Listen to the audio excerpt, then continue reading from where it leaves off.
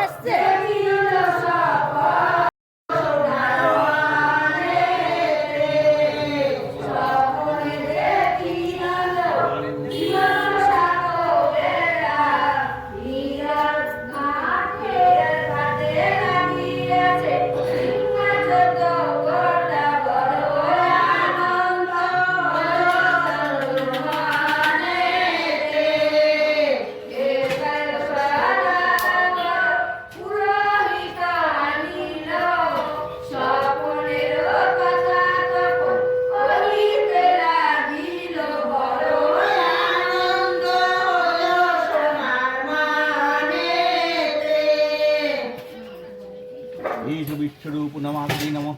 Issue विश्वरूप नमाग्ने नमः। Issue विश्वरूप नमाग्ने नमः। एतगन्धपुष्पे ओम विश्वरूप नमाग्ने नमः। एतत्पद्मं विश्वरूप नमाग्ने नमः।